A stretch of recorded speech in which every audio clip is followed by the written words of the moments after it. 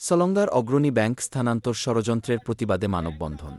দৈনিক আলোকিত Salanga news video চিত্রে দেখুন বিস্তারিত। সিরাজগঞ্জের সলঙ্গায় অগ্রণী ব্যাংক পিএলসির ঘুরকা শাখা স্থানান্তর ষড়যন্ত্রের প্রতিবাদ এবং গ্রাহকদের আস্থা ও স্বার্থ রক্ষার দাবিতে মানববন্ধন কর্মসূচি অনুষ্ঠিত হয়েছে। আজ বার সকাল 11টায় ব্যাংকের সামনে সড়কে শান্তিপূর্ণ এ মানববন্ধন অনুষ্ঠিত হয়। অগ্রণী ব্যাংক সচেতন গ্রাহক, ব্যবসায়ী ও স্থানীয়দের নিয়ে এ কর্মসূচি পালিত হয়।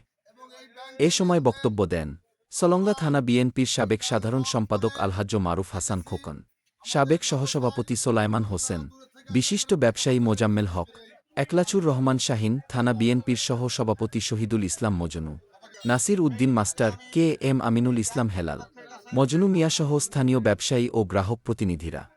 এ সময় বক্তারা অভিযোগ করেন, একটি স্বার্থান্বেষী মহলের প্ররোচনায় এবং ব্যাংকের কিছু অসাধু মূর্ধতন কর্মকর্তার যোগসাজশে ঘুরকা শাখা স্থানান্তরের অপচেষ্টা চালানো হচ্ছে। তারা বলেন, ডিপোজিট গ্রাহকদের লিখিত অভিযোগ করেন।